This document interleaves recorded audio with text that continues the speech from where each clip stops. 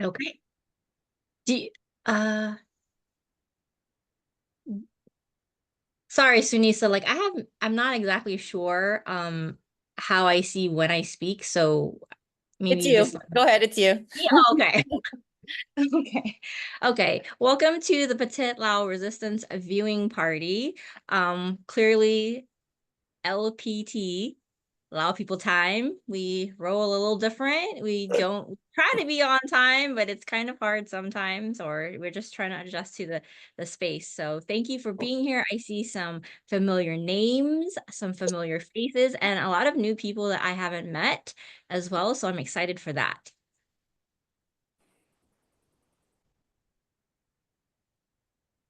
Okay, so you're all here, right? Because you saw our reels and our event flyers about this topic. So our agenda is really straightforward. I'm a teacher, so I had to make slides. So we're gonna do just really brief welcoming, which we're doing right now, and intros. So if you're able to unmute yourself and share your voice to the space or use the chat, whatever is accessible. Then we're gonna view two videos for two different purposes. And then we're gonna have some discussion kind of sprinkled in between both small group breakout sessions and then some whole group. So we're hoping that you're all ready to share, right, and to listen with us.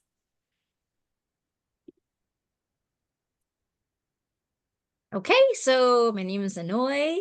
Um, I really don't know what to call myself, just that I do want to cater to liberated, centered communities and projects. I have a podcast and I have a sewing group called Rage Against the Sewing Machine, which goes, trying to decolonize sewing in some ways. I guess that's a new word, a new language I'm trying to adapt.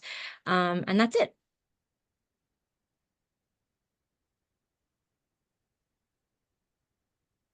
And likewise, I'm the other facilitator. My name is Sunisa, and I generally identify as an educator for, I would say, the last 10, 12 years of my life. Also a budding scholar, so have moved into more research. I consider myself an activist and a refugee baby. So our handles, our Instagram handles are below our pictures. So if you're not already connected with us, please feel free to find us on Instagram where we post a lot. Okay, all right. So if you all will partake in just some really brief introductions with us, like we said, if you're able to use the chat or unmute yourselves, we just want to know who's in the space with us. So your name, your pronouns, where are you located? And I don't know where y'all are, but it's really hot here. So what's your favorite way to keep cool? So so I'm Sunisa. I just introduce myself. I'm actually in New York. I like to nap and eat fruit when it's hot. Okay, I'm Anoy. I'm in New Jersey. She, her. I like to drink water and beer and also hot soup. But any day. Yeah. Yeah, go ahead if we see your hand raised. Masika. Hi, my name is Hey. my name is Masika. My pronouns are she, her. I'm from Toronto, Canada, and it we just had a big flood yesterday. We had like torrential rains for like the last 3 days. And it's been hot and humid. And today has been the first day that's been a break in the weather. So I was able to actually turn off my AC, and it's so quiet and peaceful. I'm so glad to be here, and I can't wait to be getting into the content tonight.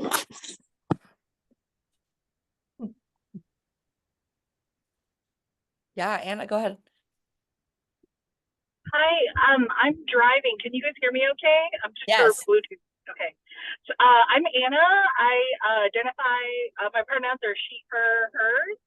I am from Portland, Oregon, and it is hot right now. So it is hot for this Oregonian Pacific Northwester. And it was more hot last week, like in the 100 degrees, and we are not used to this in the Pacific Northwest. I am also a refugee baby. I came when I was almost two, like 18 months.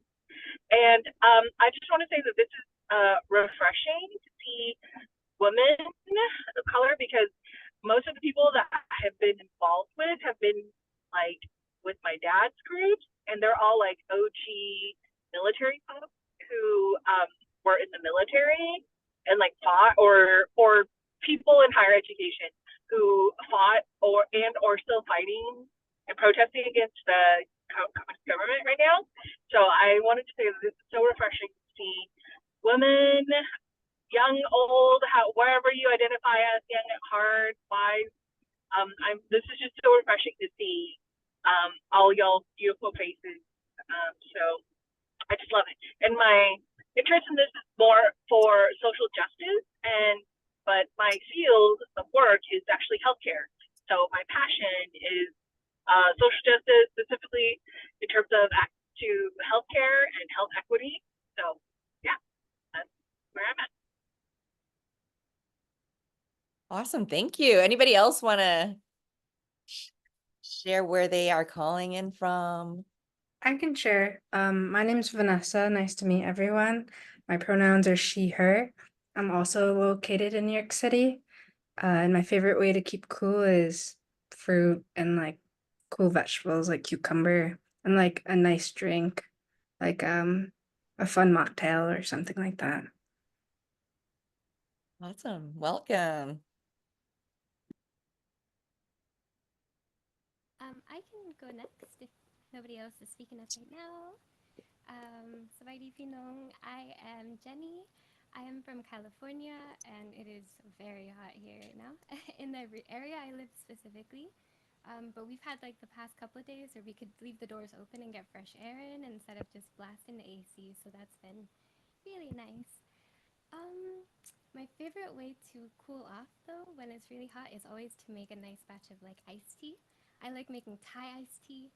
I also make like the butterfly pea tea, and I'll add like other different flavors with it as well, like orange and any citrus because it makes the color change.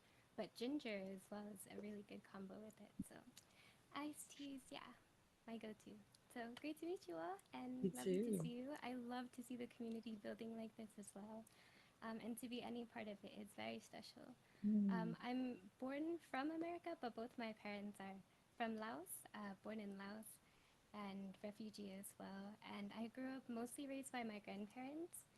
So they both have passed, but I do so much of my research and everything from my heart, like for them in their name, like the Borbong name.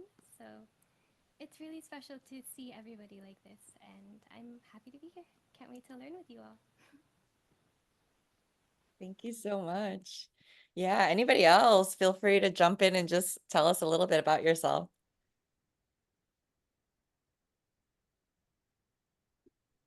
Hi, my name is Mary. I am, my pronouns are she, her. I am calling in from Illinois. And I am not loud, but I have a friend who is. And so I like to learn a lot about her culture. And so that's one of the reasons why I'm here. And what else? That's about it. One of my big community building is voting and um, kind of civic activities like that. And so that's what one of my big passions is that. Thanks, Mary. Welcome. Thank you. Yeah, and just like Terrence is doing, feel free to introduce yourself in the chat as well if you're not able to talk for whatever reason. It's nice to see people representing like all across the country and just like very different ways of entering this. Like I don't know about you, I know, but I'm surprised that like anybody shows up to things that we do. Always. Yeah. Hi, Okay. everybody. Mhm. Yeah. Haley, I just saw you unmute. Hi everyone. Yes, I'm so excited to be here in community with all of you tonight. My name is Haley Tegale, and I'm dialing in from San Francisco, California. I go by she, her pronouns. A favorite way for me to keep cool is to honestly just wear as little clothes as possible and lay on the floor with the lights off and the curtains closed and just wait for the heat to like go away and have a bowl of cold watermelon. I'm here today because kind of by happen chance I was on Instagram and I saw your event and I was like, this is really cool, really awesome. So I was just like, sign up. It happened within seconds. I was always told that my grandpa was a high-ranking officer in the Lao Royal Army, but that was all I was told. So yeah, just kind of curious about your content and the discussions tonight. So thank you for creating the space. Yeah. Thank you. Welcome. Hi guys, I'll go. My name is Candy Sarah Pivun. I go by she, her, and I am out of New York, like Sunisa. And my favorite way to stay cool in this hot summer weather is exactly like Haley, closing the blinds, turning off the lights, turning on the AC, and then not coming out until it cools down. And then outside of that, going to an ice cold bar and having a nice refreshing drink. That's my favorite way to cool down. And that's it about me. I am half Thai, half Laotian. My dad's from Bangkok and my mom is from Pakse, Laos. That's it. Welcome, Candy. Nice to see you. Nice to see you too. Okay. Haley's mom is also from Foxy. Foxy. Pakse. Yeah. Anybody else? Yeah, I think I'm the only one that hasn't said anything, so I'll go ahead and say hi. My name is Talia Mole, and I go by she, they, ella, ella, if you speak Spanish. I am a Caribbean immigrant here to the United States, and technically I reside in San Francisco as well, but my family is in Florida, and so right now I'm in Florida. And Florida is always hot and eternal summer. And I guess my only way of, I mean, aside from all the ways that you all mentioned, I have a ton of fans. I have fans. Actually, this one I bought in Thailand, but I have fans everywhere, big, small, all over the apartment, just anywhere that once I get like the flush, I just pick this up and I'm like, so it's my favorite way of staying cool. Wonderful. It's nice to hear from everybody. So thanks for sharing, turning your cameras on, and whatever ways that you're able to connect with us from your little corner of the room. T, you had entered something in the chat, but you also, I thought I heard something from you. Did you want to say something? Oh, did I cut? Sorry, did I cut? Me? Yeah. I didn't know if you could hear me. But as I said in the chat, I'm not Laotian, but I am very humbled and grateful to be here amongst you all, just to listen to your community chat, try and get a little perspective and education from you all as I sit back and be a literal fly on the wall here. I am from New York, born and raised in the Bronx, currently living in Connecticut, Bridgeport. And I'm just glad to see you guys. Glad to see Noy. I know I have some. We're buddies. We share a lot of information online. We chat a lot via social media. So I hope to become part of your little community here. Thank you. Thank you.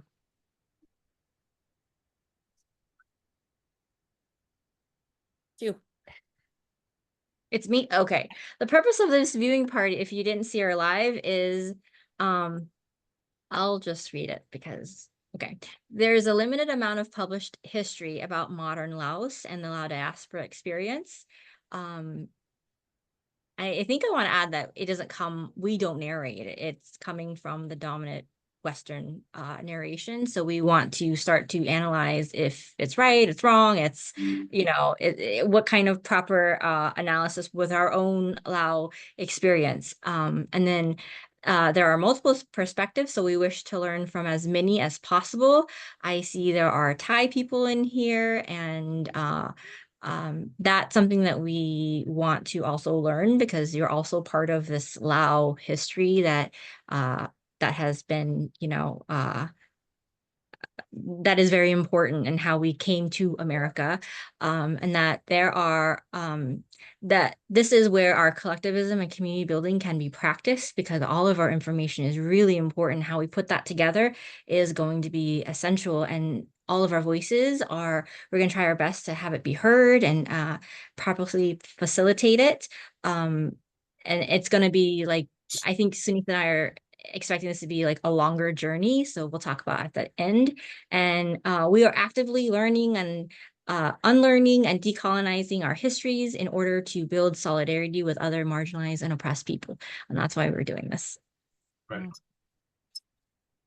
Yeah, and then just to like demystify what it means to decolonize history, right? Because you might hear words like decolonize or anti-colonial, but it's really a process, right? So as Anoy is talking about this journey, the journey is the process of questioning, right? So I appreciate that people have already shared why they are here and what the little information that they have been told, right? So we want to question those stories, right? Who told those stories? Whose voices are they? Whose voices don't get heard, right? And so like Enoy said, we're trying to build solidarity by increasing our knowledge around colonized peoples, right? We come from a former colony of France, and then was also arguably on the verge of becoming a colony of the US. We want to challenge Western and European history, because I think largely if you don't read or write Lao, you're getting your information through that Western lens, right? So we want to look at these topics and histories with criticality, right? Respect, right? Those multiple perspectives we want to hold, and also embrace controversy and conflict, right? In a loving, caring, right, purposeful way. So I just want to give us a moment to read through these norms. These are norms that Noy and I, we've been working under guidance of these norms. So Noy, did you want to, should we pick people to read these? Yeah, pick people to read this.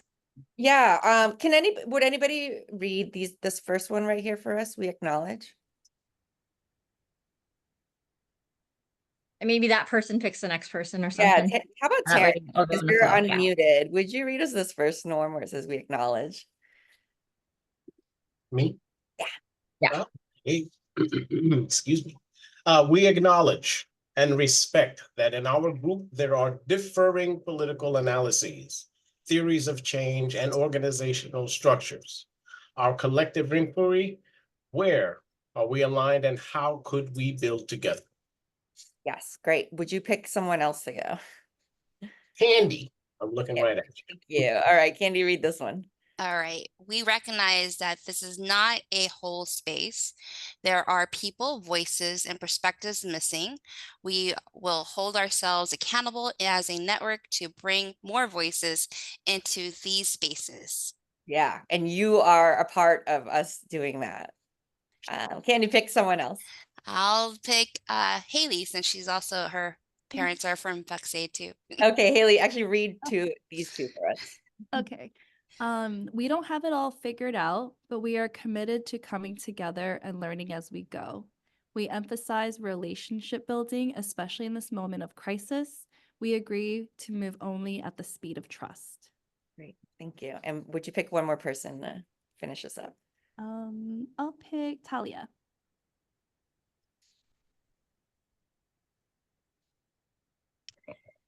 We commit to bringing our whole selves and fostering a brave space. What happens here stays here. What's learned here leaves here. Mhm. Yeah. So, um, I'll give us a moment if anybody wants to make any comments, but these are, agreements of how and Noy and I have worked together, right? And I also, in my other career as a teacher, right, I like to co-create these norms with students too. But yes, feel free to just read or highlight or question.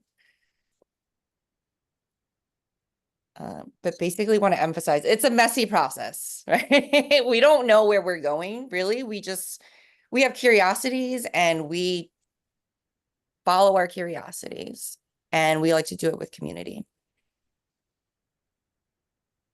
I like that message, especially since all of us are I don't know, at least for I'm speaking about me, where I'm like learning about my history, learning about how especially my mother came here in the States and like her journey, and then, because it's a lot of trauma there. So there's not a lot of spoken history that is passed on. It's always kind of like, well, when I came here, that's when my life started type of thing. So I'd be very curious to see other people's like backgrounds and also like other people's like perspectives too. Yeah. Thanks for highlighting that.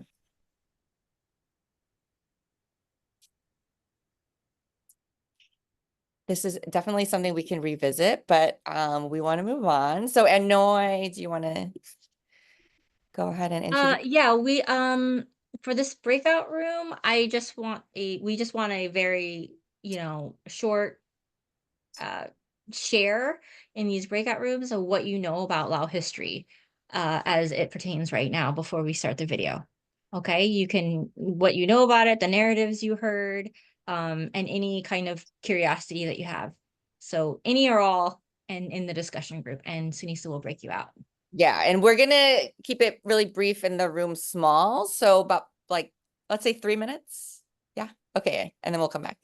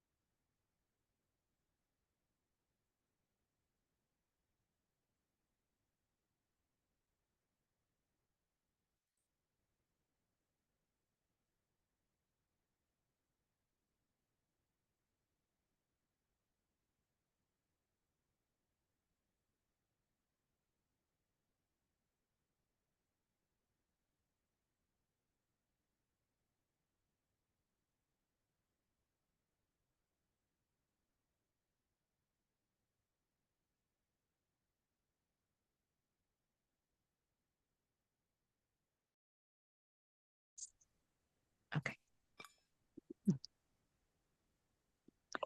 Oh, you joined our group. How's Oh, it you going? joined our group? Yeah. Oh. How's it going? I was just trying to gauge like if people need more time or. Oh, I was just telling him, like, I feel like a warrior after I know a little bit more about, like, I'm a freaking warrior. Yeah. Because We're think in about like what resistance. you have to do to like learn these things. Yeah. It's yeah, Well, you 90% kind of have to of it sift failed. through, you have to sift through to find, get past the, and I'm gonna say it since we're, recording, you have to sift through the bullshit Mhm. that folks like Americans have been peddling, the stories that make us look good and get to the real, Mm. get to the real stories and the real histories and those kinds of things, Mhm. Yeah, And it's to also understand that we are not innocent, like we're not going 100% like good. I've just like, oh, there's so much to after like that's why coming. Church.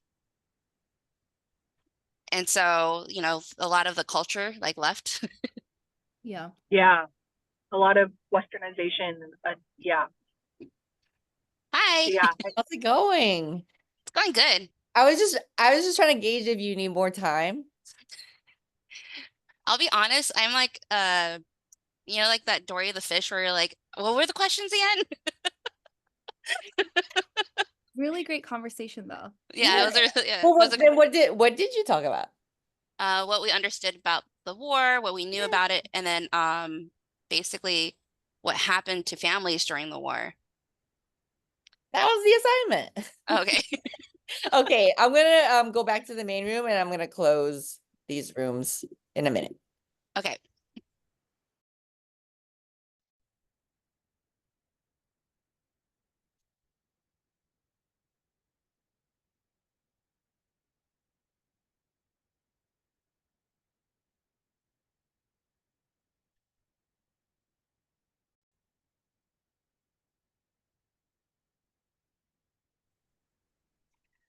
I pressed the wrong button. I didn't mean to press the button.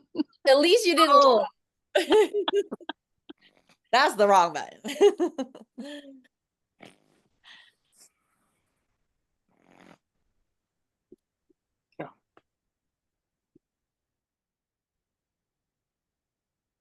how many more minutes? I That's not like me. no, I just closed it, so it Oh, okay. a minute.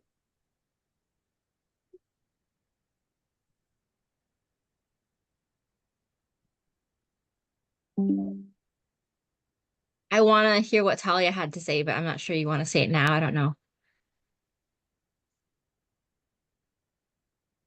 Oh, that I was just going to say that the Southeastern history, Asian history is, I feel like for me, it doesn't get talked a lot Okay. about, especially the smaller countries. It's almost like as if people want to sort of hide those histories. We always hear about the historical positionings like China, of course, Japan, India, as far as Asia is concerned. But I feel that, like Laos and Burma, they have such strong histories of resistance that you don't necessarily hear a lot about. And I'm wondering why, is it its proximity to a bigger country like Thailand? Or is it because I don't know the size of it? What is going on there? So it'll be interesting to know. Yeah. So I know some people came back right in the middle of that, but we were just casually sharing. But I think you heard most of what Talia was saying about people outside of our diaspora within just not knowing a lot about Southeast Asia, right? Yeah. Okay. Does anybody else want to share just some highlights of their breakout conversations? You can type in the chat at any time. You can also unmute. I'll share what our breakout room had discussed. We're discussing how it's hard to get stories from our parents, but what we do know is that, you know, it did break a lot of families up, especially for the folks that weren't refugees, but then actually like, went to the communist regime because they wanted to basically be alive. And so there's a lot of breakup in families and a lot of like trauma there. It was also shared that like um we also agree that because Lao is such a like verbal like culture language like if you can't read it you don't really know the true story, so we like especially our generation growing up here in the States, we only know what we've could look up or what have been told or what has been written in like our new native language is English. So we're curious to find out more information about that, and also a lot of our culture got um displaced because of the refugee camps, and also like families that immigrated with the support of like a Christian church. And so, you know, a lot of the traditions, like my cousins that are now Christian, they don't do zakbat, they don't do, you know, any of that like culturally, like they always have to come to me asking like, what do I do? Yeah. Yeah. Lots of really, really good points. Yeah. Yeah. Maybe the other room. Yeah, so in our room, oh sorry, I had a very interesting discussion. I accidentally like steamrolled for a little bit, just talking about my experience and how most of what I know about Lao history and Lao like culture was sort of like put onto me initially, but then when just family stuff happens, and especially because we were such a big family, we sort of grew apart, especially when it came to like talking about very serious things like the trauma and like the war and how we got here, our stories. Um, so I was saying that I did my own kind of research, and after doing so, I know like a little bit more, but now I want to piece together like my family's histories in like the whole scheme of Lao history and kind of see where we fit in with like the big picture, I guess. So I want to start having more conversations with my family. But I thought it was really interesting. Vanessa was saying that she didn't really do her own like big research necessarily, because I feel like I'm such a nerd about this sometimes, and I bring it up in random conversations because I think about it so constantly, like my family, where we came from, and everything we went through. But Vanessa was saying like she speaks to her family and she knows like the narrative story, you know, like the specifics that I guess that's the missing piece for myself. And so it was really cool for us to be in the same room and discuss that like difference of, you know, our experiences in like the Lao diaspora, I guess, in America. And then Terrence was lovely with his commentary about how a lot of American history sometimes washes over some of these experiences we have. But yes, it was lovely to get all of our different perspectives, and it was a good discussion, good conversation. Yeah, wonderful. Y'all understood the assignment, which is that's what we're trying to do, right? Is just really just like surface what we know, where we're starting from. And obviously it's many different places, right? Some people doing their own research, some people having had, you know, narrating family members, right? To share those. So great. All right. Annoy. This video is a little overview, so you know, if you've done your research, you may know about this and you might have seen it. And we're just pulling what we think is a contradictory story from Western media or Western narrative. So if you know, you might know it or whatever, but it's okay. This little 6 minute will help you understand our culture and our community. So And it'll Yeah. help contextualize the next video, which is the one that we're really gonna dig into. Yeah. So this is how the Pathet Lao, which is a communist party, overthrew the monarchy. It was a day like any other in Laos's capital Okay, well, I'm gonna turn on the captions. city. It was a day like any other in Laos's capital city. People went to work, they did their chores as normal life went on during the civil war.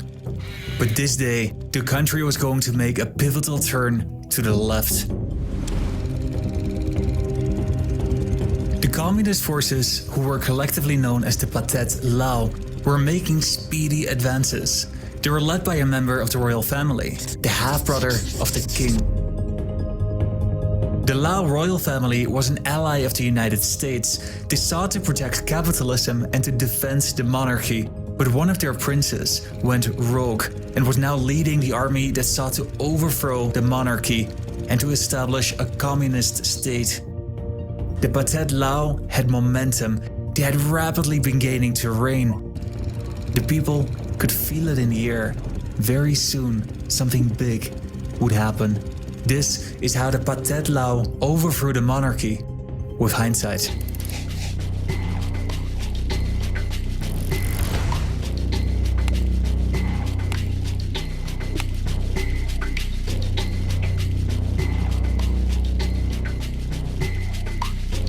The Japanese had administered the region during the Second World War, and after they surrendered, France attempted to reassert its dominion.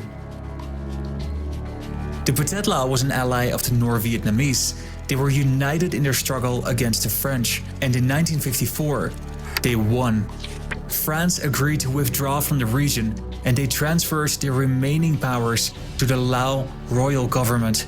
This wasn't a democratic decision.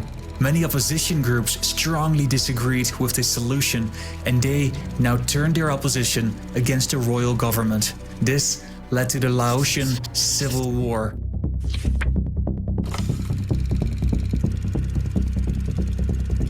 At that moment, Eisenhower was the president of the United States, and he committed millions of dollars in aid to the royal Lao government to suppress this communist uprising. But the Pathet Lao had their own allies. The North Vietnamese and its communist supporters helped fund the communist revolt, and a proxy war was born. The Pathet Lao controlled much of the lands bordering South Vietnam. These areas are covered in a thick rainforest, and the North Vietnamese used these terrains to transport their weapons and goods to the battlefields in North Vietnam. This supply route is called the Ho Chi Minh Trail, and it turned Laos into an increasingly important target for the United States. As a sovereign power, people desire to be independent, and it's also important because it borders the Mekong River, and quite obviously if Laos fell into communist hands, it would increase the danger along the northern frontiers of Thailand, would put additional pressure in Cambodia, and would put additional pressure in South Vietnam. In the early 60s, the US began its bombing campaign. There is not a country in the world that has been bombed as much as Laos. The United States dropped an equivalent of a plane load of bombs every 8 minutes for 24 hours per day, 9 years long. They targeted the supply routes of the North Vietnamese,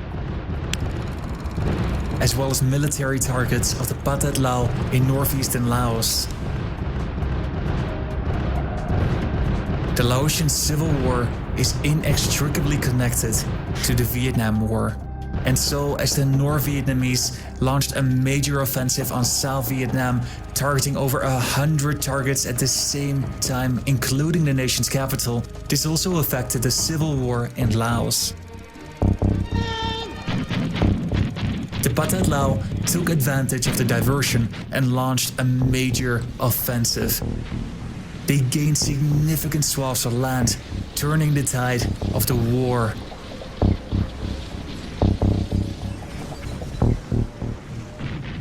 The Royal Lao government was less fortunate. They were facing internal challenges and barely survived multiple attempted coups. This only further weakened their position. But for them, it was only about to get worse. In 1971, the US launched an offensive targeting the Ho Chi Minh Trail in Laos, but it completely backfired. The Pathet Lao played a crucial role in countering the offensive, and this boosted the morale of the communists. They were on the winning side, and a growing number of people believed in the probability of their victory.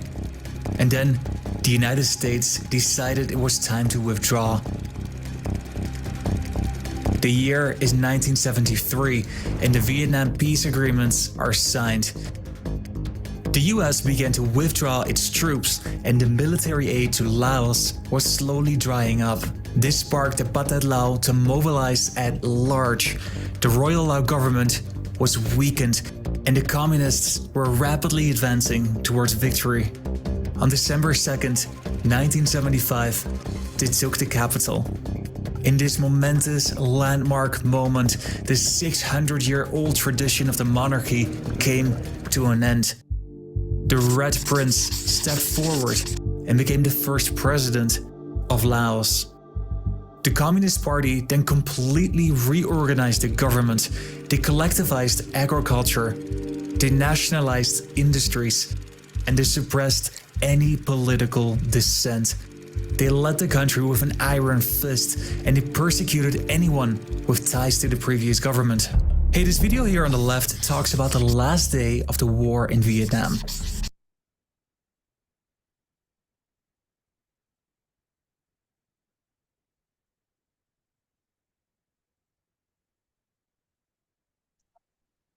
Okay, so did we learn anything? Anything new? I'm not gonna really summarize it, but what came up for you where what you didn't know and what was surprising? You could just unmute and say one or two things. American violence is endless.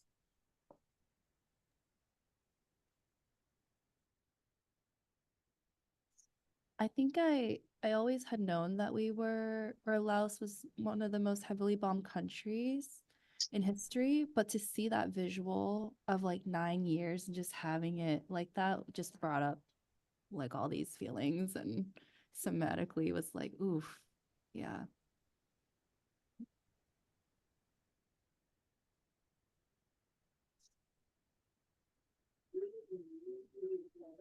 For me, that video confirmed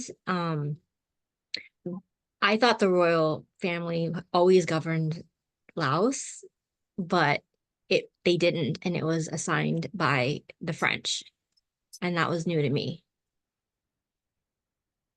And also, the new thing is that I'm also kind of processing how the US, we so think JFK is like this president that is so great, and he was one of the uh biggest proponents of, starting this war, this bombing campaign.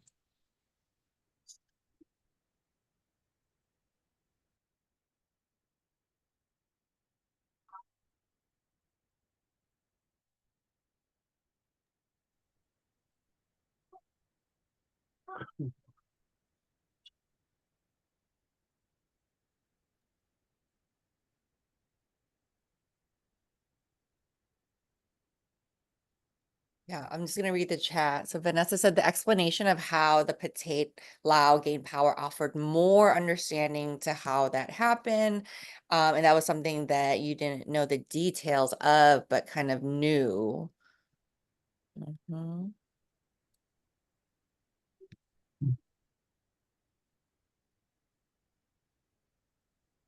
Yeah. I mean, for me, I learned about the secret war maybe in the last 10 years.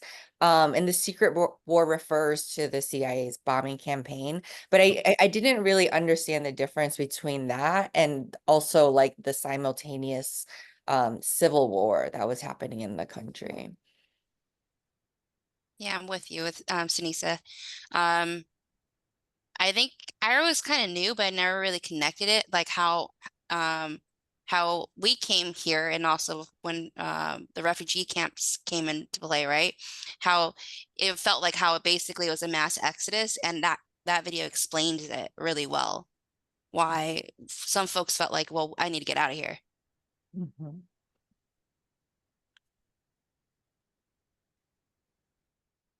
Thank you for this. It highlighted something I never knew about, that there was an entire civil war going on as Vietnam raged, and no one in the States was thinking about it at that. Even at the time, there were, there were the mass protests and student movement at the time. And all they kind of tied into was is Vietnam, Cambodia. I don't think anybody mentioned Laos in the whole narrative at the time. Mm. And then you had, as the sister alluded to, JFK. You talked about, well, he was this, diamond that everybody kind of thought he was the great president. But there was this whole jingoistic take on communism taking over Southeast Asia, and it threatened American initiatives.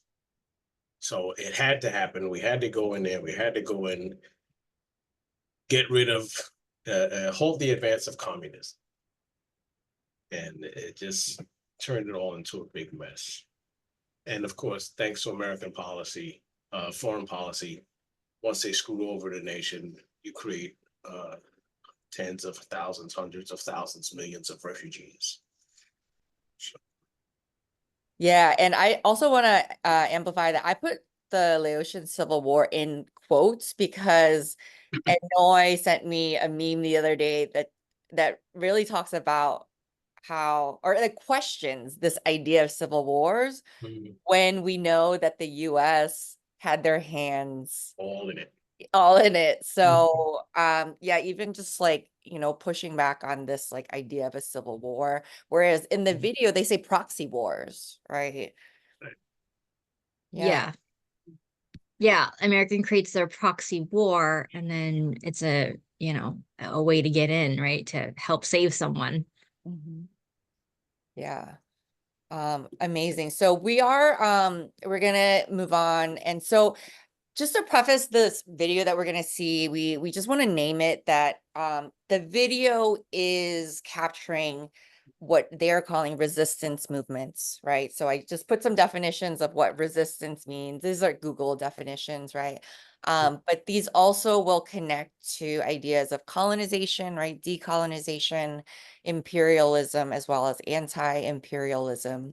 So I guess it's just what does it mean to reframe this narrative in terms of resistance, as opposed to some of the things that you all have shared about what you know already, right? So to refuse, like, what are these people refusing, right? What are they opposing? So we just want you to hold that idea as we go into the video.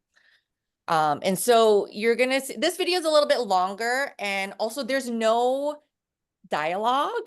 I mean, there's no speaking like from the people in the video. There's a narrator over it, so just bear in mind that. So it is important that you take in the visuals. Also at the beginning of the video, you're going to see it says it's been declassified. So that means that this was under protective classification of the government. And this video is from 1966, right? So I'm not sure actually when it was declassified, but just to know that these were classified documents and now we are viewing them. And do you want to maybe just tell us what we're going to do after? Yeah, it's about a 20-25 minute video, and we wanted to keep it at 90 minutes, but it might go over, so feel free to step away if that's what you have to do. But we're going to talk about how resistance is not just like a militant military movement, but also a community building movement. And I think this is what we what we can do, right? So reflections would look like what resonates or stands out, what surprises you, what questions do you have, and what feelings that come up around. Honestly, when I first, okay, I'm not gonna tell you anymore. That's it. Because yeah, not my thoughts. Okay, go.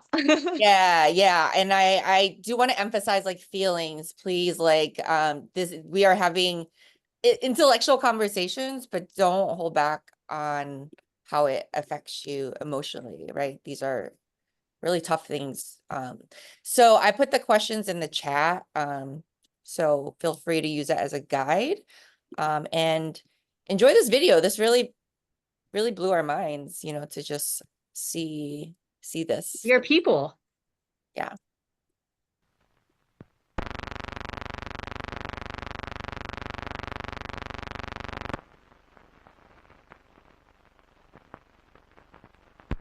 The 239th program of This Is Your World takes you to the Pathet Lao district in northern Laos, which has a deep connection with the war in Vietnam.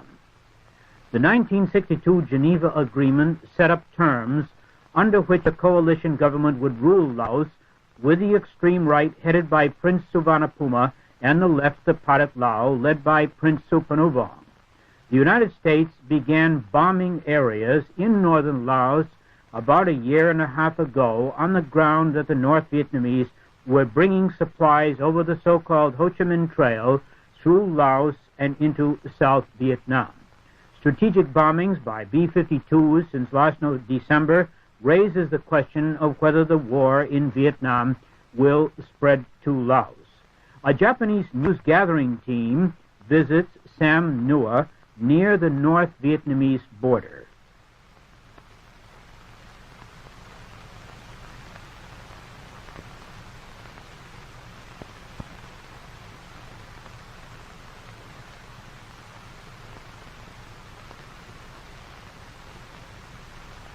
A village of 3,000, Sam Nua is in the center of the Pathet Lao controlled areas. The village was abandoned when the bombing began.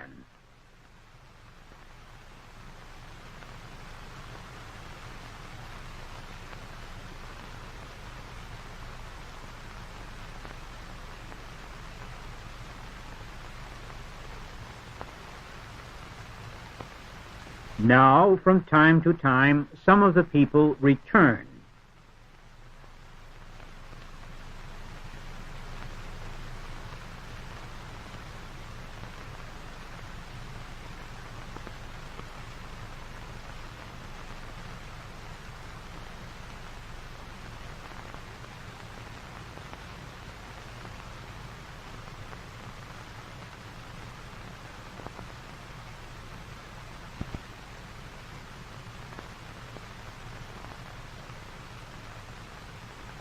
Stores open only from 4 to 7 in the morning to avoid air attacks.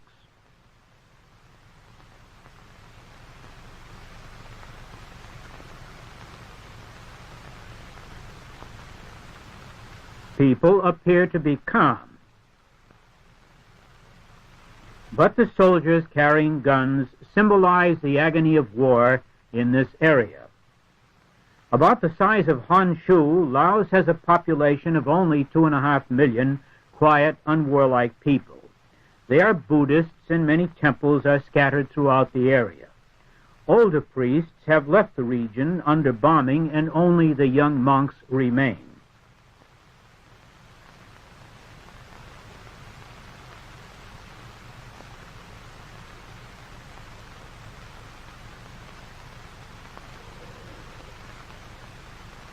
The local people say that all of the Pathet Lao districts have been bombed.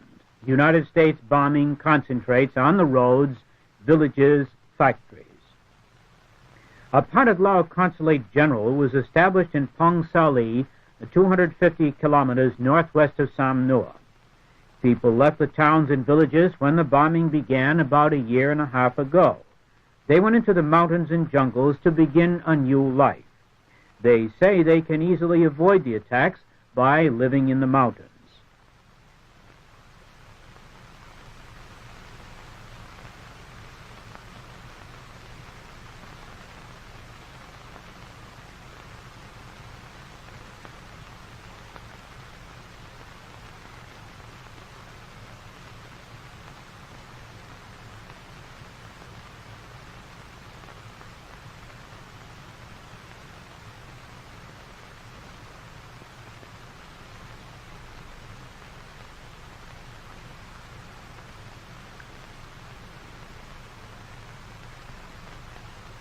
They have started whole new villages like this one near Samnua.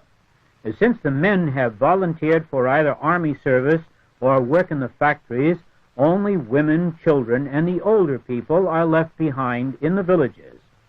The women are pounding rice and weaving. They have a fairly comfortable life, better than during the French colonial period. There is sufficient food in the Pathet Lao districts, and the people provide for most of their own daily needs.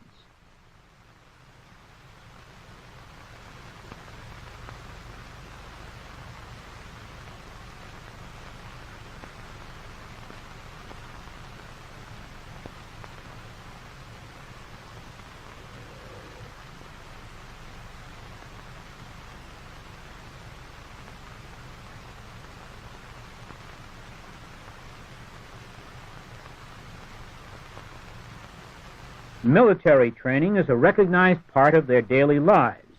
The Laotian militia, like the Vietnamese, is a part of the People's Liberation Army.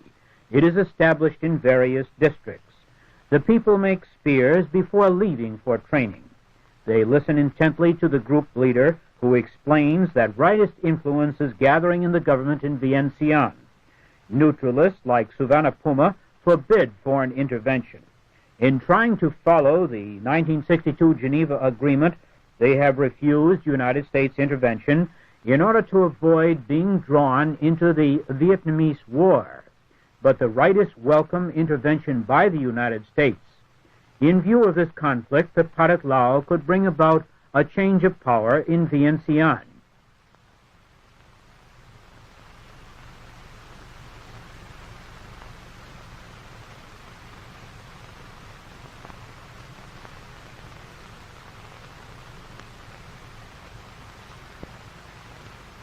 Despite the tense political situation, life in the mountain villages continues peacefully.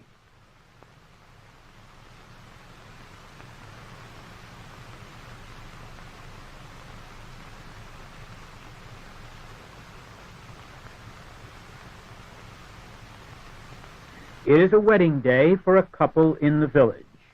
Young girls are busy preparing for the feast. There is plenty of food.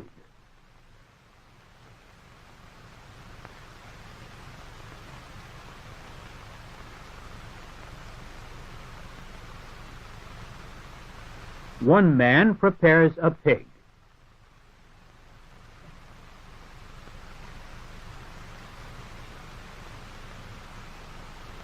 The bride and groom walk toward their new home, and the ceremony begins.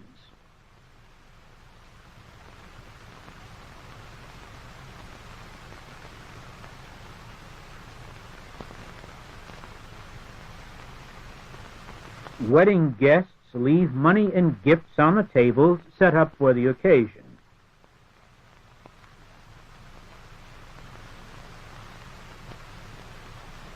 Laotians place food on the hands of the bride and groom.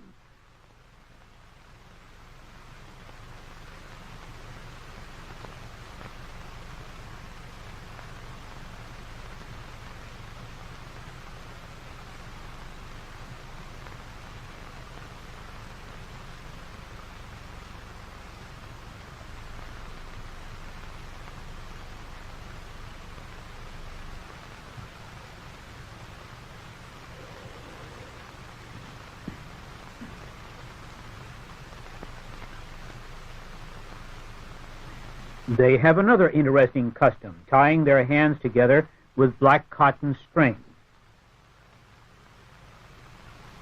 Laotians believe that the more strings they use, the greater will be the happiness of the newlyweds.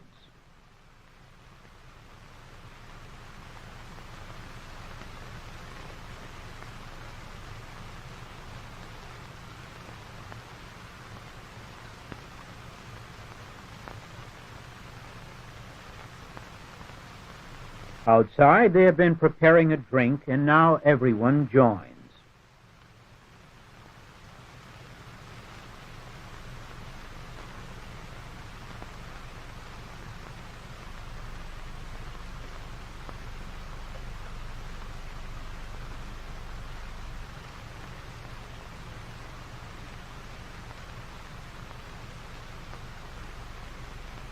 Dancing follows the wedding ceremony.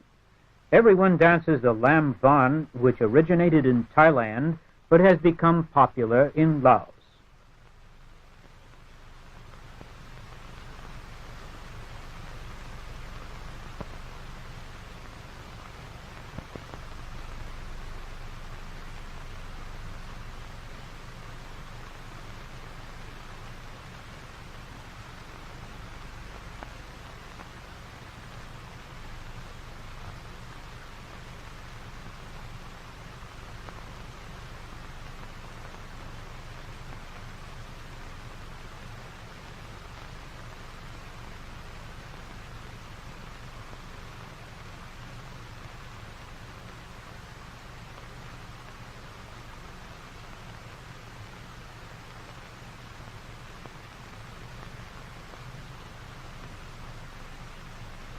The caves built into the limestone of the mountains near Samnua are the center of most village activities.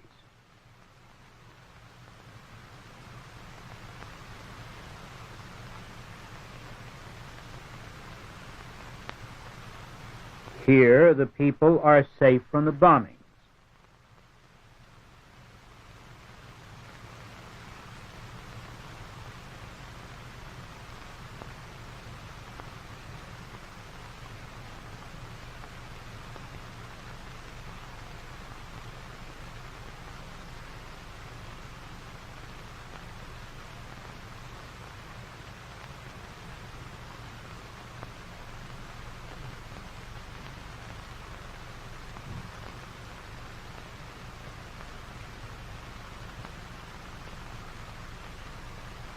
Although the caves are cold and damp, the village people furnish them and make them as comfortable as they can.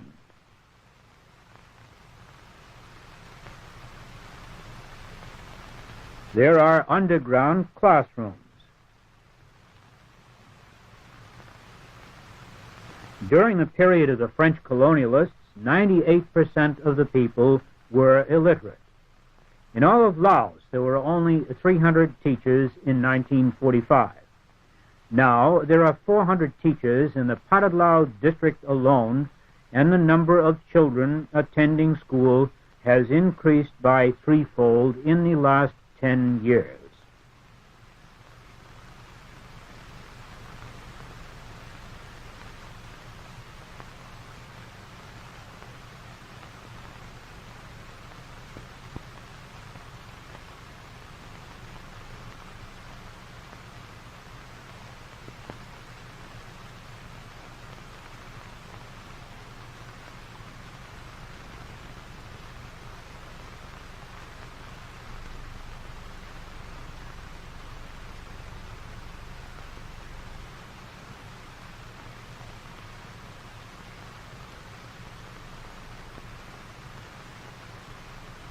This is the auto repair shop in Samnua. Here, young mechanics learn how to make repairs. In the Pathet Lao district, they follow the Chinese slogan of working out through your own efforts. The idea is to develop self-reliance.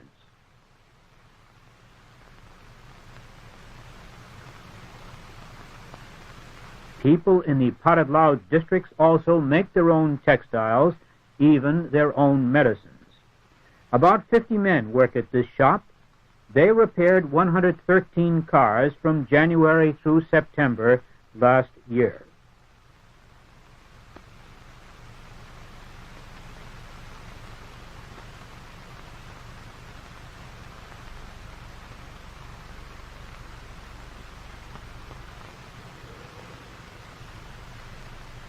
This is a rest period. The men are smoking pipes made of bamboo stems.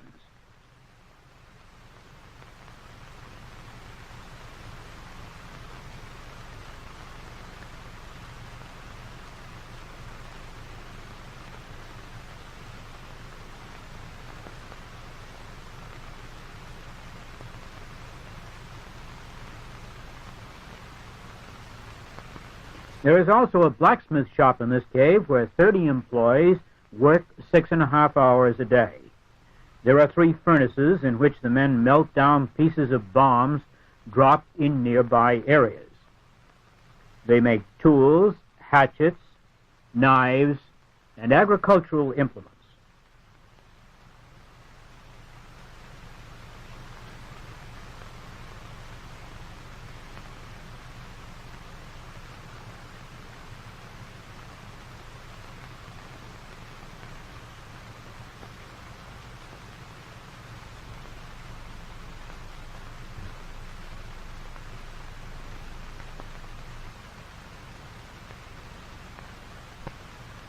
Last year, the Pathet Lao built this weaving plant where girls 17 to 19 work in lamplight. Power is furnished by foot pedals. The girls make military uniforms, skirts, and scarves.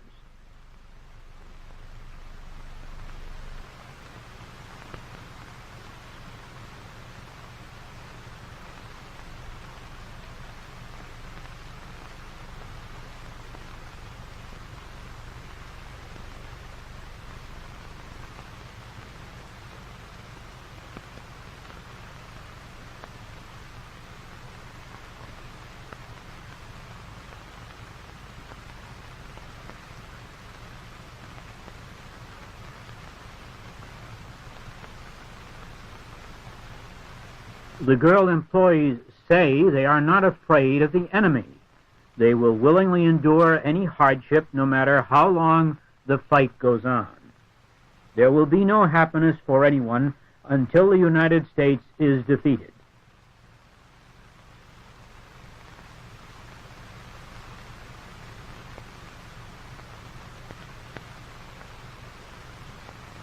There are also printing shops and a radio broadcasting station in these caves.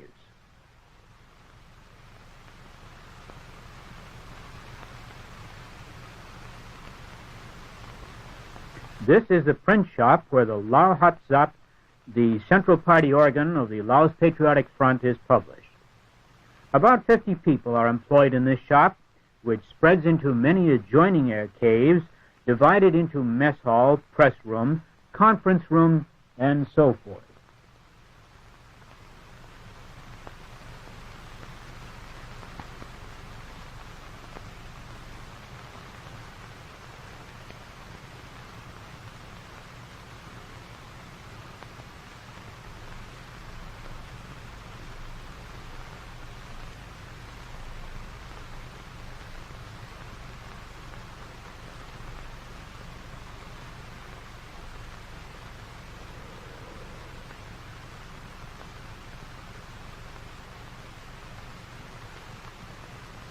Also located in the cave, this is the only broadcasting station in the Pathet Lao district.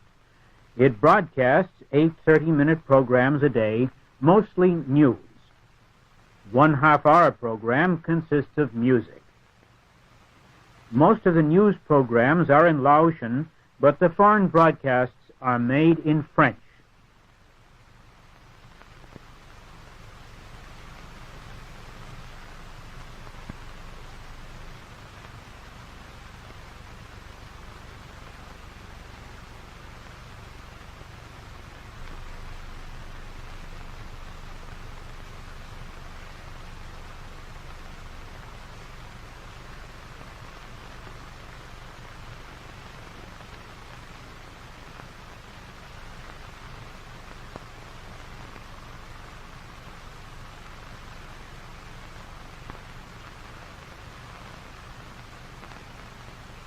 Near Sam Nur, the Laotian People's Liberation Army has established a military school called the Commandam Military School in honor of a hero of the war against the French.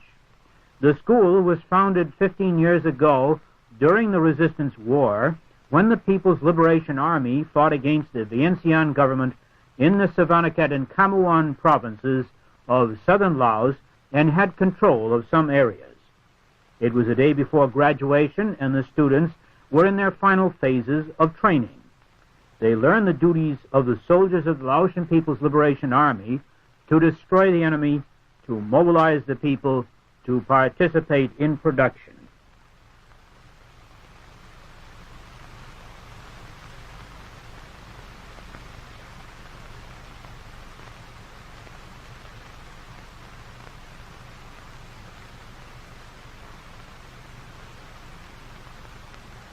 Graduation was held in one of the larger caves.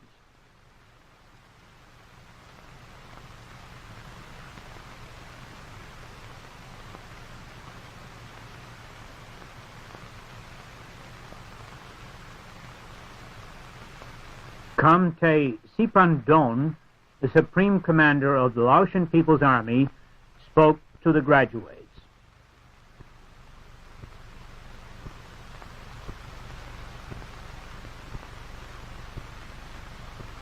The battle will be long and difficult, he said. All graduates must at all times show an heroic spirit of self-sacrifice to do everything they can to overcome the enemy and expand the liberated areas.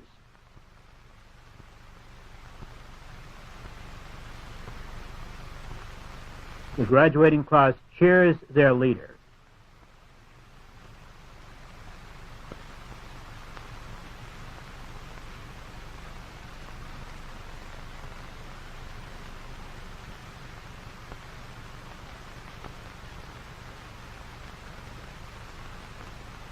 Prince Supanuvong, the head of the Laotian Patriotic Front, or Pathet Lao, is 57 years old.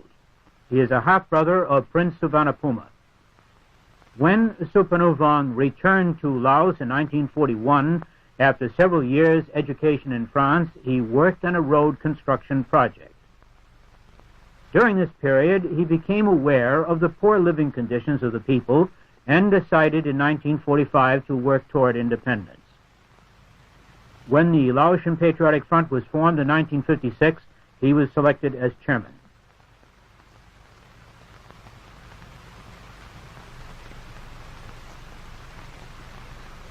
Interviewed, he stated the tension and confusion in Laos are the outgrowth of a conspiracy by the United States and Suvarnabhuma and the rightist government in Vientiane to trample the Geneva Agreement of 1956.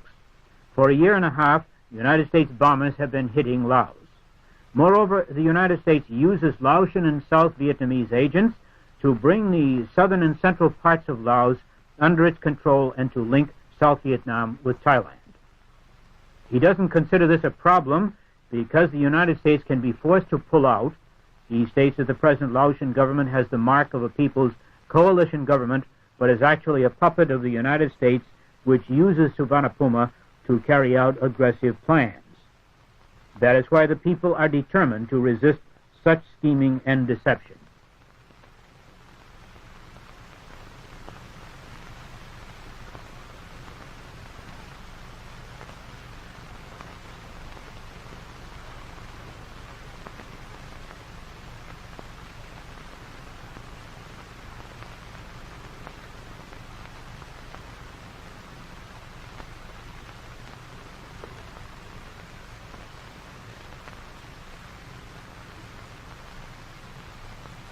Although a recognized leader of the Laotian Patriotic Front, Supanuvong is a friendly man who even takes time out of his busy day to take physical training and keep in close touch with the younger people of the movement. This has been a translation of the Japanese commentary on a visit to the Pathet Lao area.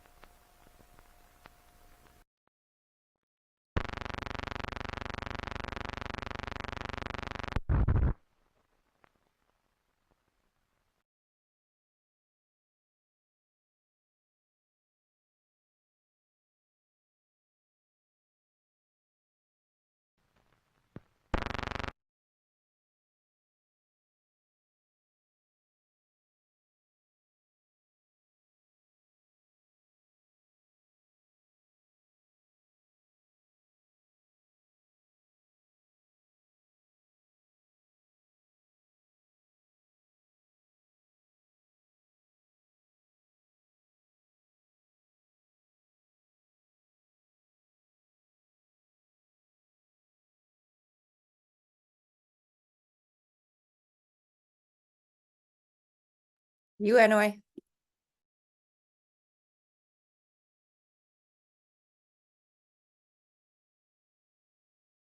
You're on mute.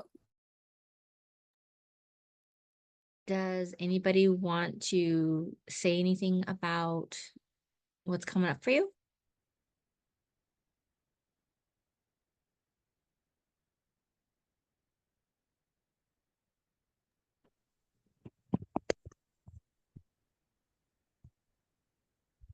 I can share really quickly because I have to also hop out. The first thing that comes to me is the level of resiliency, just sheer resilient of spirit of a people. And that all of the things that were shown to us, these innovations, were done in a cave. I mean, that, and not only that, just using the things that were thrown at them to destroy them, how they transmuted that to arms and other things. I mean, they were taking bombs and turning it into useful stuff. So I'm just incredibly fascinated by that and by that story. I did not know that. Also, what was the other thing I wanted to share? Oh, this, I have such I mean, of course, the narration, even though it was a narration from Japanese commentary, this was filmed by a Japanese person. I don't know if it's the loss in translation or also the time, but you know, for me, like I have such grand issues with like the word illiterate and illiteracy. Like illiterate from what? You fucking idiots. Why? Because they didn't fucking speak French. Clearly they're not fucking illiterate. You put a fucking French person in a cave, let's see if they do half of the things that these people have been doing. Anyway, I take grand issue of that. I also come from a historic revolution and civil war being Cuban, but that's a whole different story. Um, but yeah, just the level of resistance, resilience, and really the love of life, because to be able to be in those conditions and to continue to create and to continue to preserve a history, your culture, doing everything possible to not be erased from your land, you know, is I don't really have any more words to say aside from that. But yeah, and also to just say thank you for this space. I do have to run, but I have learned so much in such a little time. And I don't know if I'll have access to the rest of the recording, but just wanted to say thank you for this. And I hope to be a part of more of these. I mean, I know that there's so much more to learn about this history and this story. So thank you, everyone, and have a good night. Thank you for being Good here. night. Yeah, yeah, and you see here, I'm just taking notes so that we can see, right, and synthesize later. Thank you. Good night. Yeah. Thank you, Talia.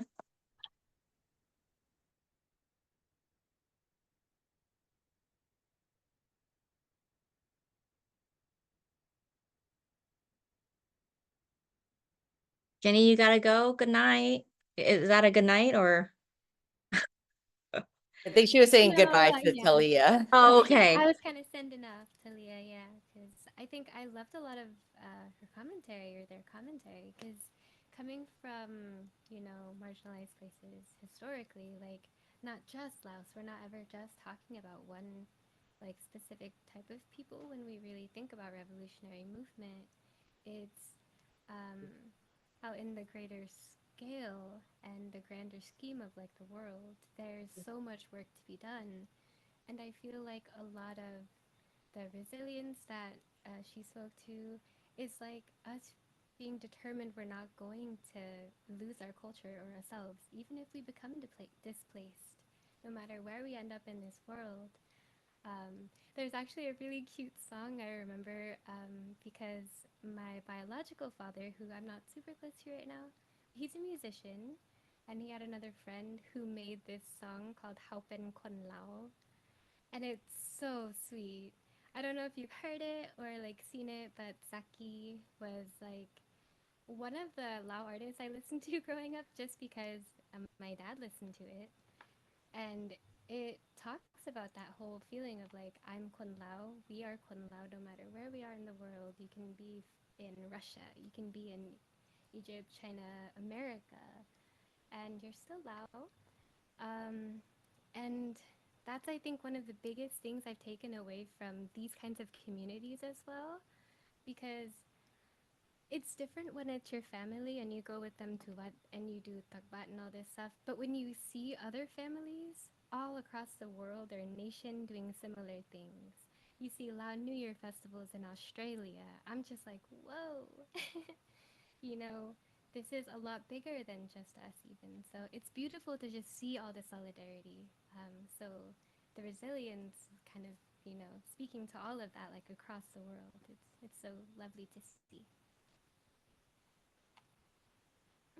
I will drop the link.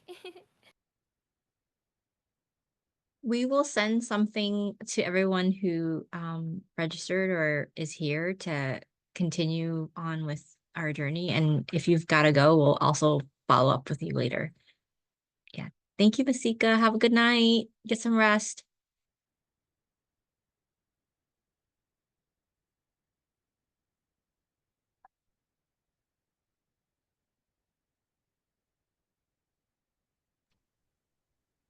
You had mentioned that this video is like classified. It makes me wonder how many more videos are out there that we haven't seen yet.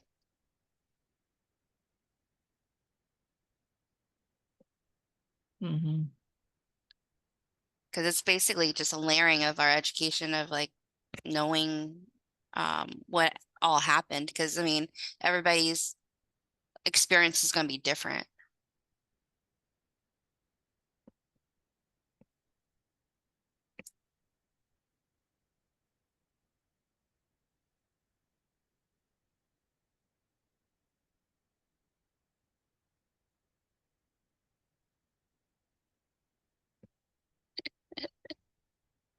Yeah.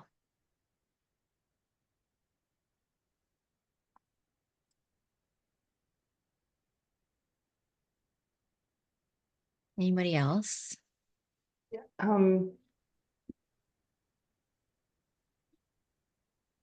One thing that resonates with me, as I was watching this, is that um,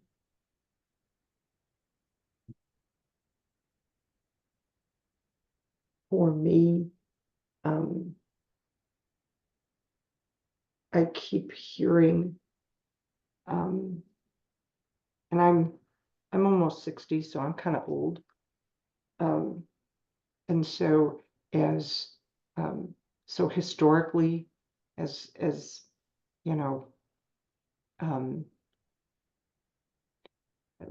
as we've had things like Afghanistan, and when our military has been somewhere, or a lot of times we hear the phrase, and we've heard it recently, and we hear it a lot actually, about, whenever there's some, some form of violence, this isn't who we are, kind of a thing. This is exactly who we are. This is exactly who, America moves in a violent fashion. That is what we do. And then we basically, gaslight people about it. The rest of the world basically gets it. And, I think they laugh at us a lot of times because we're like, yeah, okay, that's just the Americans telling us, don't look here, look there, kind of a thing. And, the same, the story is the same in, places like Vietnam. And, Afghanistan, and all kinds of countries where, you know, we've done this. Hell, we did it here when we got here. And so that's just something that, you know, and while resilience is a good thing, resilience is a survival mechanism, you know, resilience of all of these peoples was required so that they could survive dealing with Americans. And so that's just something that unfortunately has settled, you know, kind of in my chest here. And I'm not, and I can, you know, I can tell you that that's not a thing for most people that I know. Most people don't own it. Most people don't even, you know, it's not something we teach in our schools. You know, we're all about, you know, the American exceptionalism, and, you know, we tell the stories about, you know, Christopher Columbus and all that other, you know, we tell the, you know, we tell the national lies. And so yeah.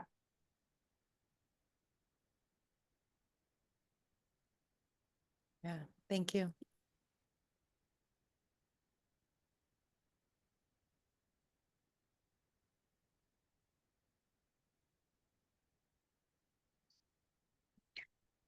For me, it's like the you know, it is in our it is ingrained in us to build community, right? Um, and to have joy through our culture, and and like now I want to try so very hard to uh like focus on the joy while we do this work. Like, how can we do it in a way where we can uh have awareness and have hella fun and move forward in life and have families and still do our thing and education and dance and, you know, all these things. Because the seriousness of that, coming home and being serious all the time, like, it's very important for us uh, to build community, not just outside the resistance, but not just in the resistance, but also outside it. And yeah, like, community building, just like when me and Sunisa meet, it's like so ingrained. Like, when my mom knows I know somebody, oh, let's go visit them. Like, you've never met them, right? It's just so natural for us to like connect. And it is this thing where I trust you. You're, for whatever reason, you're loud and I trust you. It's almost like a very, I don't know who has that, but I'm like, oh, you know, you can come over, you can sleep over, you can stay in my house, right? You've never met them. So No, I agree that that's definitely my family. Like I was in August, I'm going to Florida because I have a conference there, but my parents are tagging along because they know like four people there that I've never met, my dad's never met, but my mom met like in the refugee camps. And so they're like, oh, you know, we kept in touch by phone. So yeah, no, it's really truly amazing. Like, especially for my mom's side, who's Laotian, um, like you not knowing like them personally, but because they're Laos and they went through, or they're Lao and they went through the same thing, they just immediately connect, regardless of like, you know, if you guys talk to each other every day. Yeah, and Noi came upstate with me last summer and she FaceTimed her dad and just made him talk to my dad. And they had like never met before. They're just two like 60-something-year-old Lao men. And then our other friend did the same thing. So yeah, I think like me and Noah have talked about like the Lao American or Lao diaspora identity that was forged, right, through these experiences. Because like before people went into the refugee camps, like people in Laos were very isolated, right? Like even if you go to Laos now, it's not easy to travel around. It's like windy mountain roads, right? This is like 2024. So like the fact that so many people in this room are like from Pakse, right? But then also from the north and Thai, and also is yeah, just to think about how, like, I think Jenny was saying, right? Like this is like that rose and concrete situation. And we can't change our histories, but we are just trying to understand, right? So that we have more agency. And I think Mary had brought it up earlier, like we want to be civically engaged, right? Like this is not just so that we know, so that we have representation, like we are wanting to empower ourselves, right? And I think a lot of, it's been like it's like the 50-year anniversary of our diaspora here. People like us who are first generation, now we're, in like our maybe 20s, 30s, 40s, right? And we have that awareness to like think about these things and think about what's the history that we want to go into textbooks or histories, right? It doesn't have to be one. So just to think about like the greater purpose and also the directions that this work can go. Bye, Vanessa. Oh, sorry. Bye, Terrence. I'm sorry, I have to go. Wife's calling. Yeah. Okay, Terrence, thanks for coming. Thank you all for inviting. Yeah. Oh, Vanessa, I'm from Binghamton. Are you from Syracuse? Okay. Yeah, my family's from Syracuse. Oh my God, we Chances have are, to talk more. I guarantee my dad knows your family then, if your family's in You know Binghamton. Manila? Yeah, I do. Okay. That's so funny. Yeah. Yeah, I know Manila, and my sister is also, she runs the I'm Kun Lao page, if you're familiar with that. Mhm. Yeah. But yeah, if your family's in Binghamton, I'm sure my dad knows because he's very Okay. social with anyone Lao in like central New York, upstate New York. Did y'all used to come down to the temple in Binghamton? That's the temple I go to. I was there like Yeah. for the new year. I go there. Awesome.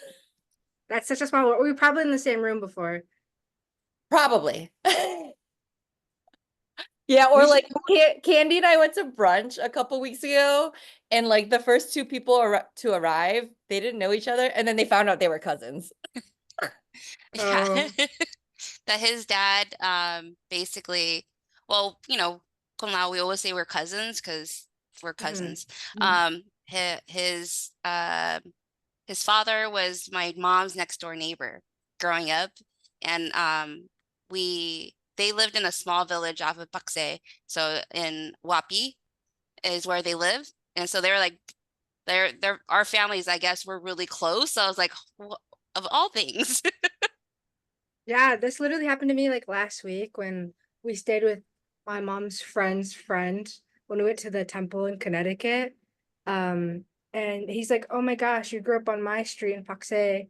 And they just like grew up like right next to each other when they were children. And it's so precious. Where in Connecticut? It was the Temple Morris. I was there. Morris. Is that near Waterbury at all? I honestly don't know the geography of Connecticut besides Morris because it's like relevant.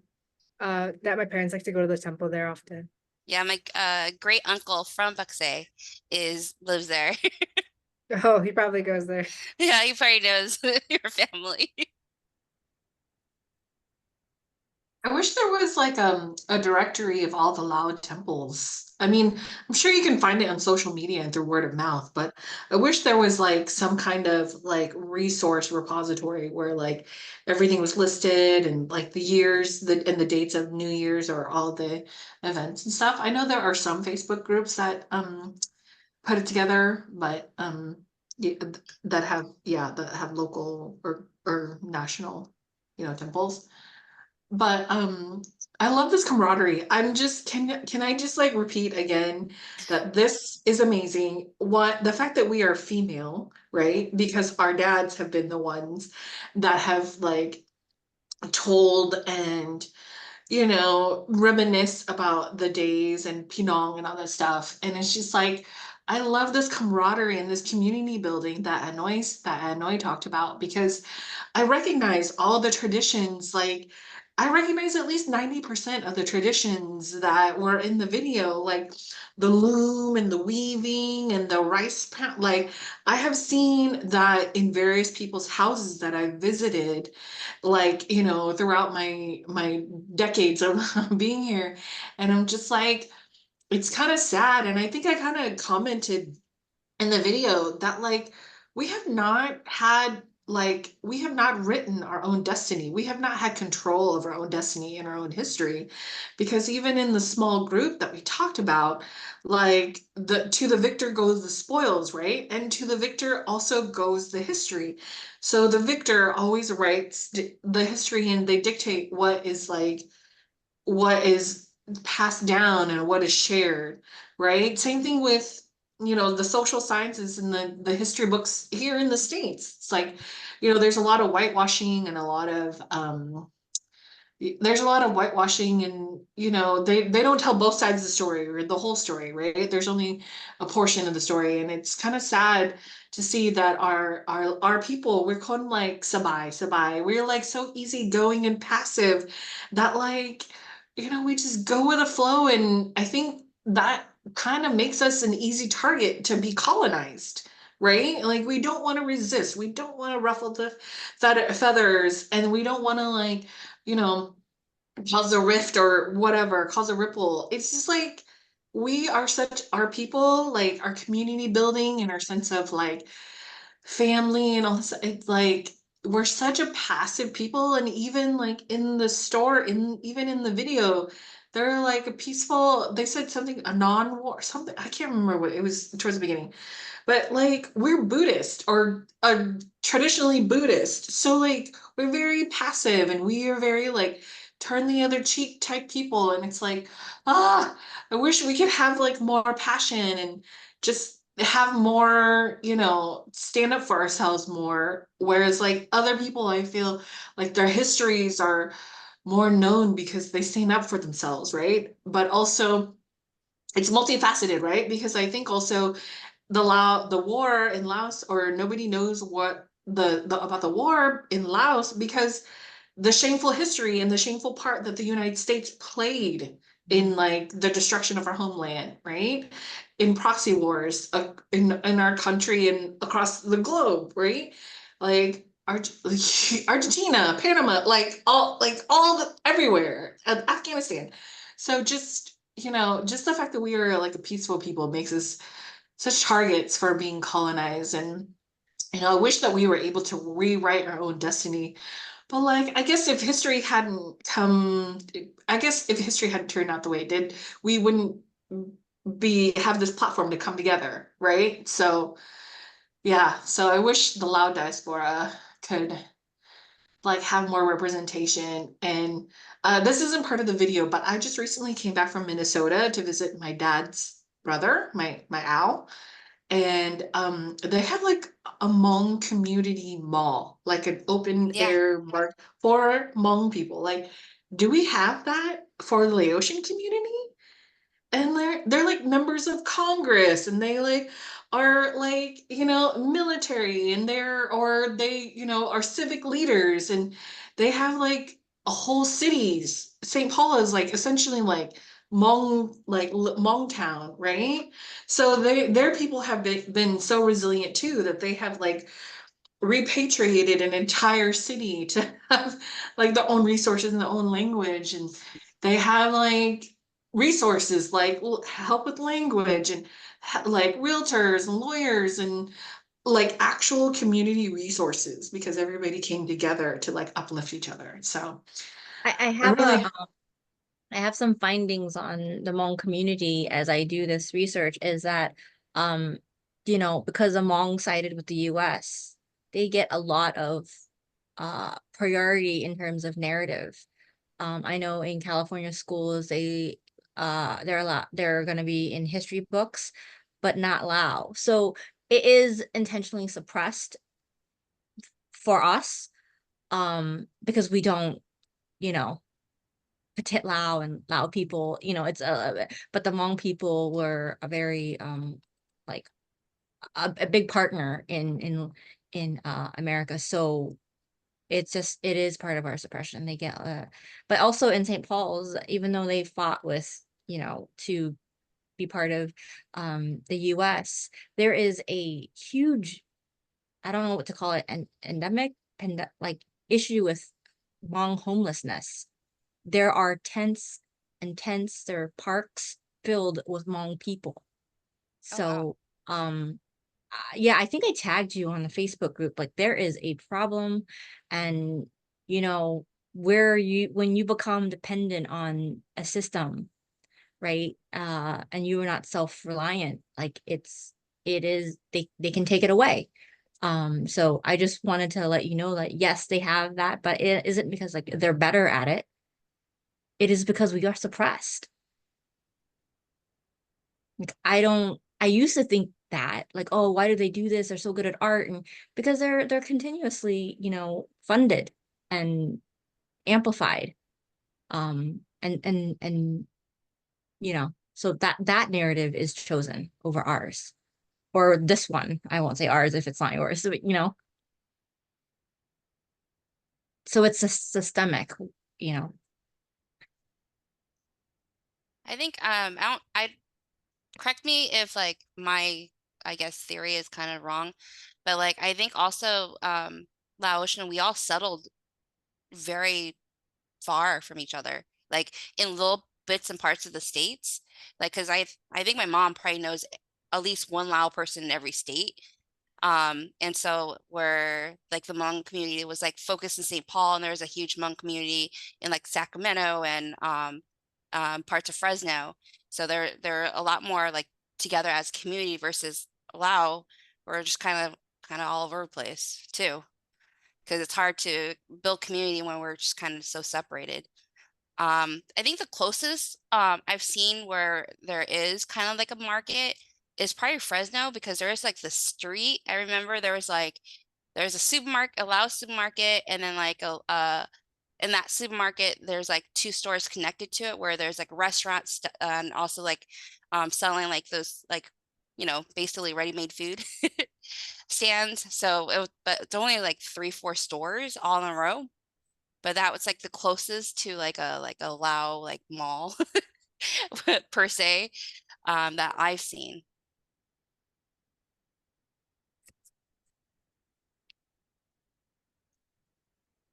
Yeah, we have to, be part of it, right? I mean, we're waiting for it to be created too, and we're admiring it, and this is why we do this, and among other things. And we're not just doing one thing, right? We're like talking about food, we're talking about economy, we're talking about enterprise, we're also talking about history. And it's like we're blending everything into who we are. And sometimes we're just focused on our career. Like a lot of people are really focused on career and being doctors and lawyers and that or whatever, and which is great, but it keeps us like linear.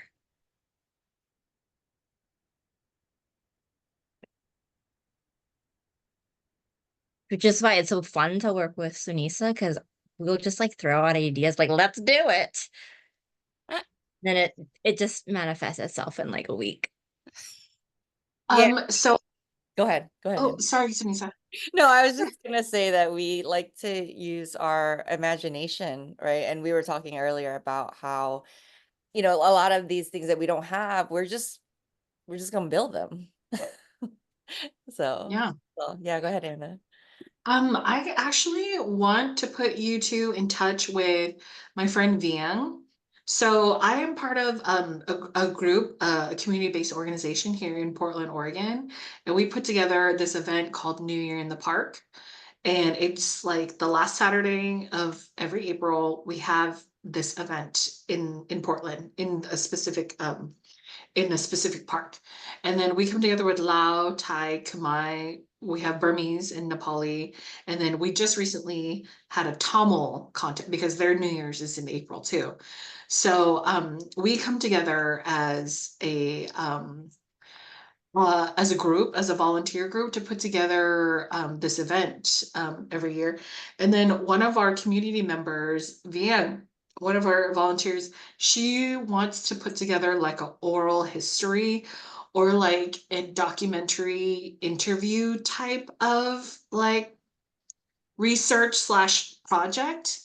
And she is like willing to put in her own time, and we've been grant writing and all these things, and we like want to collect stories from as many people as we can, from back home, and specifically about like the war and stuff. So I think, and I don't know how much capacity I'll have, but I think this is one of her passion projects, Viang's passion project. So I want to put you two in touch with her, and then maybe we can like take this like nationwide, or more heads is better, right? So yeah, I this is like such a like this like feeds my soul so much. It's like just makes my heart so happy to like, and so full to hear from all of y'all wanting to put together these resources, right? Because the Lao diaspora, I think I statistic that there are more Lao people outside of Laos than there are inside of Laos. Is that a correct? Yeah, I did I don't hear that know. too. Maybe, I think you're right, because like ethnically Lao people were kind of pushed out, and in the Siamese kind of revolutions and stuff, there were a lot of ethnically Lao people displaced into Thailand who were then now known as Thai San. That's why Thai San culture is so close to Lao culture. Um, but now there's much less like ethnically Lao people actually living within the country, especially after like World War II bombings and like or the Vietnam War bombings and everything.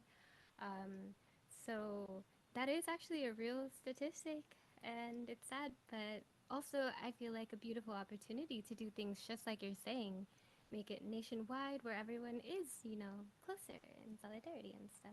So Mhm. yeah, that's sad. That's so sad.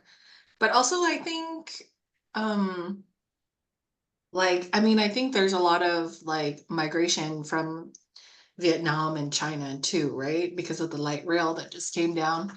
I think there's going to be a lot of migration and a lot of all that from China. So I think, I mean, what we consider ethnically Lao, I think, I mean, I don't even know what that looks like anymore. What does Yeah, we actually, you can see that population change even through like the amount of Buddhists practicing Buddhists. Largely people who are coming from China are atheists. So I think that's an indicator of the population challenges too, or changes. Yeah. Okay. All right, people. It's been almost 2 hours, so we want to be mindful of people's time. And I think, Anna, like what you were just talking about is a really good segue to our next ask, which is really to get your feedback, but also like, do you want to stay connected? Do you want to connect us to other people or help us or just really collaborate in any way, right? This like East Coast, West Coast Lao collab. So we did just drop the link. And this survey is just really, really brief. It's just your contact info. What did you think of today? And then how would you like to continue to be a part of this journey of research and knowledge creation, right? Like that's what we're doing, right? So let's just like name that for what it is. It's no small feat. And Noi and I we've been doing this together. I mean, we've only known each other for like a year and a half, but it seems like a long time because we've done projects, right? We've done our mother's swans, if any of you heard of that. We've done like we've gone into different groups and like presented on the history of Laos. I don't know if you were there for that, Mary, for the first one. But it's very emergent. Like we said, we don't know where it's going, but we do want to document because we feel like we're doing something really important. So we're just inviting you all to join us. And really, I want to thank you all for being here. This was incredible. Like, this like exceeded any expectations I had. And this form is you know, when we do some projects like this, we don't know how big or how small it's going to be. So yes, we need all the Lao diaspora, the Southeast Asian, the Khmer, the whatever, the Hmong, all that. And we also need like allies to kind of do back end stuff. Maybe you don't, you know, like Mary, you're like, oh, I'm not part of this. We do need people to help us coordinate, administrate, or whatever, and whatever that may look like, because I don't know what we're building. And so there's a spot for allies too, and it is always nice to hear how each of our Lao perspective comes into this group. And like it's so weird because usually if you have political views, like you can't sit in a room, right? And we also have political views that are generationally passed down, and you know, we're hard pressed on that, and we're just sitting here, and there's space for really everyone. And I was just coming up with this today. I'm like, oh my God, this could be like a legit university course on just like Lao, Southeast Asian culture. Because I think a lot of it is focused on, you know, Japan and China and things like that. And I really think it could be something like like unearthing the way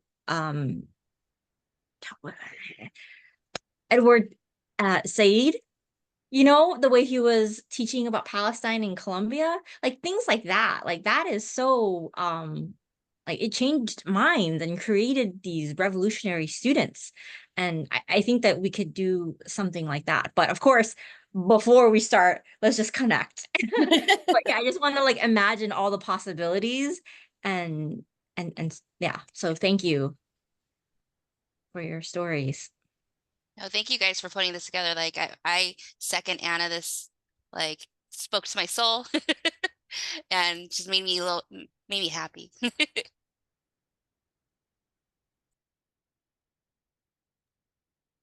Yes, definitely. Thank you. Thank you so much for putting this together, Sunisa and Noi.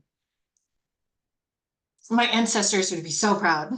Our ancestors. Our ancestors. Our ancestors brought us together. I know. Sure I know. did. They're doing this. Thank you, and have a good night. Yeah, bye, You y'all. don't want to leave, but have a good night. Get some rest. Thank See you you. later. Thanks, everybody. Thank you. Bye. Thank you. Have a Bye. good night. Good night. Oh my God. How you doing? You want to keep recording? Oh, no. Hold on. Let me stop that first.